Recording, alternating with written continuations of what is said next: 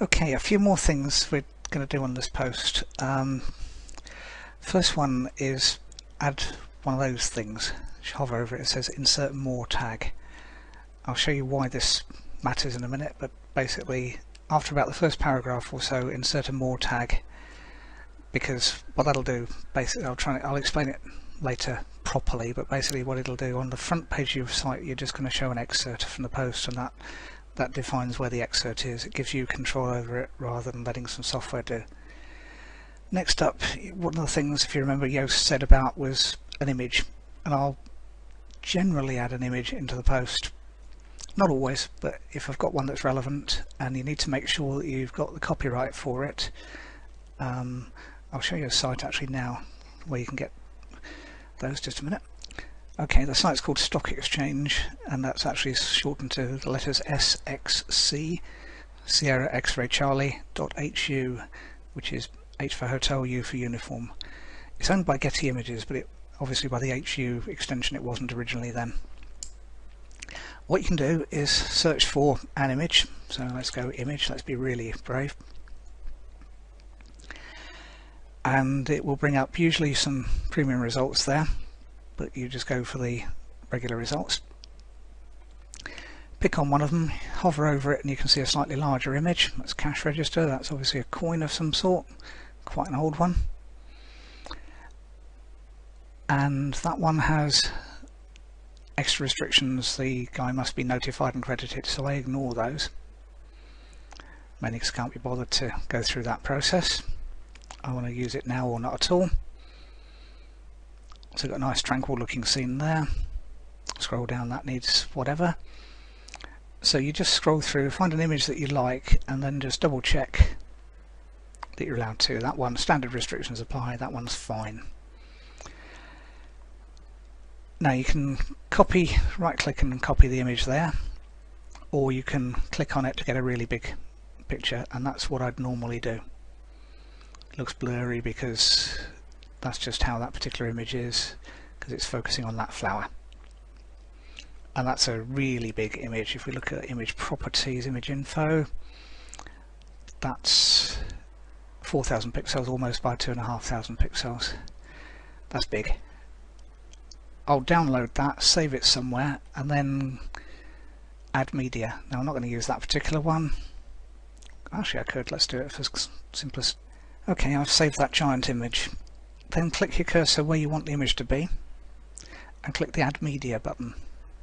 Now you can do this with PDFs, you can do it with audio files, anything, but I'm going to select that one. You can either click Select Files or you can do Upload Files. It'll bring up the same window somewhere. Okay, I've done Select File now, and here are some I've saved earlier, including that particular one, so let's just find it. Just bear with me. That one, click it and it will upload. You can see the progress, it's quite fast because I'm on fast broadband. And what it will then do, it'll give it a title. Because I'm going lorem ipsum as my SEO'd word, I gave it that name, and what I'll do is change that so it's got spaces in it. Click in the Alt box and add image, if I can spell, and then you get different options here. Right align because that's what I last used. Let me just move that up a little bit. Link to a custom URL. No, it's just going to go to its ordinary one. Size medium, insert into post. It'll put it there, and then if you hover or click on the image you'll find two things. One gets rid of it, don't click on that because you have to go through the whole process again. Edit image, and that brings up an editing box.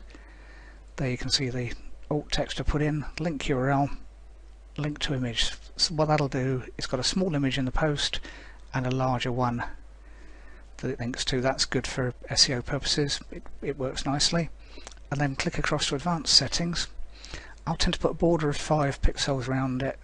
You can see Firefox has remembered that for me. And that link I've just told it to do, open in a new window and update. open a new window just means if someone actually clicks on the image, it doesn't take them away from that post, it just opens a new tab in their browser. And if we then go down to page analysis again, you'll see that it's now said you've got an image. So that's useful. Then remember to update, otherwise WordPress doesn't always tell you to, and then whatever work you did is all in vain. These other things over here, you can, if you click publish and didn't want to, you can change it to pending review or draft. Visibility defaults to public, but if you want that post to be completely private or password protected, you can do those. Public and sticky, you're probably not going to, but you might want to, but there's better ways of doing that. And then scheduling, if you want to change the date of the post, you can change the date in there. So it knows it's January, it knows it's this year, it knows today's date, I was recording it, and it knows today's time. But you can change that and you can publish in the future, and WordPress will then just drip feed those. Formatting, don't do very much about. We've got a category of uncategorized, it's in that, but if you wanted a new category, that tags I tend not to use. Featured image I tend not to use. So that's basically it. That's all done, and if we click view post again, you'll see that the image is in there, and clicking on the image brings up a new one of that fantastically detailed thing. Okay, that's it for those. We'll then go on to pages in a minute. We've done one already, which is the contact page, but I'll show you another one, and that'll probably just about wrap it up. So see you in the next video.